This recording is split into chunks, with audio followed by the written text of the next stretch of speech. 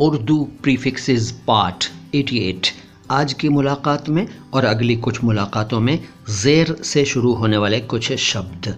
ज़ेर का मतलब होता है नीचे, लेकिन इसके और भी मतलब हैं, जैसे हारा हुआ, बेसहारा, बेकस, किसी के अंडर में जो हो उसे भी ज़ेर कहते हैं।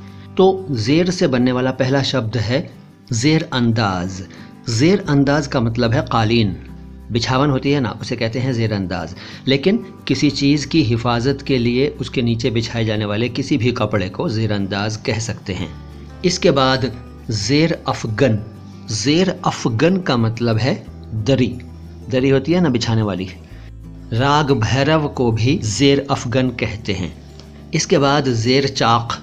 ज़ेर चाक़ का मतलब है ताबेदार, यानी किसी की बात मानने वाला, जो किसी के अंडर में हो, किसी के अधीन हो, उसे ज़ेर चाक़ कहते हैं। लेकिन इसका एक और अर्थ है, वो इंसान जिसे गुदा मैथुन कराने की आदत हो ज़ेर चाक़ कहलाता है। ज़ेर चाक़। फिर ज़ेर जामा। ज़ेर जामा का मतलब है वो कपड़ा जो आप कमर से नीचे पहनते हैं, ज़ेर जामा। इसके अलावा घोड़े की जो ज़ीन होती है, उसके नीचे घोड़े की पीठ पर जो कपड़ा डाला जाता है उसे भी ज़ेर जामा कहते हैं। इसके बाद ज़ेर दस्त। ज़ेर दस्त का मतलब है अधीन और बेसहारा, गमगीन, दुखी।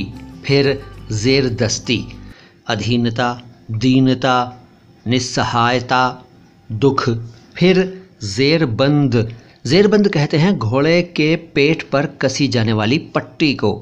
और फिर ज़ेर बार। ज़ेर बार का मतलब है कर्ज़दार, जो किसी का कर्ज़दार हो, ऋणी हो, उसे कहते हैं ज़ेर बार। इसके अलावा एहसानमंद भी इसका एक अर्थ है, आभारी। फिर ज़ेर बारी। ज़ेर बारी का मतलब है एहसान, कृतज्ञता, कर्ज़ का बोझ, ऋण का भार। ठीक है, ज़ेर बारी। दोस्तों, शब्द और हैं लेकिन अगली मुलाकात में। फ़िलहाल इतना ही। चैनल को सब्सक्राइब नहीं किया है तो कर लीजिए और इस वीडियो को लाइक ज़रूर कीजिए। शुक्रिया।